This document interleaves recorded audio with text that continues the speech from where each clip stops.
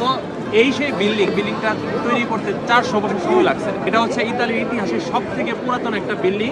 আপনি চিন্তা করেন যে বিল্ডিং তৈরি করতে 400 বছর সময় লাগছে, সেই বিল্ডিং এর যে মানে নকশা, এটা যে একটা কি বলবো, মানে এটা যে নকশা আমার মনে হয় এত যত্ন সহকারে তৈরি করছে, যেটা আসলেই যার তার দ্বারা সম্ভব না। এবং এগুলা উত্তরতান্ত্রিক যে জায়গাগুলো রয়েছে ইতালির ভিতরে, এটা সব থেকে সুন্দর একটা জায়গা। এর সাথে আবার আছে এই সামনে যে একটা বিষয়, এটা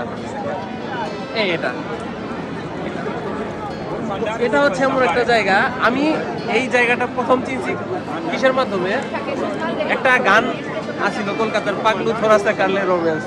তো এই গানটা দেখার পর আমি প্রথম এই জায়গাগুলো দেখছি। তো আজকে আমি সরাসরি সামনে এসে এই জায়গায় আজকে ভিডিও বানাইতেছি। তো এটা আসলেই কি বলবো, মানে এটা আমার জন্য খুবই আনন্দের। এবং এই জায়গাটা দেখার জন্য আমি অনেক অপেক্ষায় ছিলাম, একটা বছর আমি অপেক্ষায় ছিলাম, আমি কখন আমার ছুটি হবে, কখন আমার বন্ধ হবে, কখন আমি মিলানো আসবো।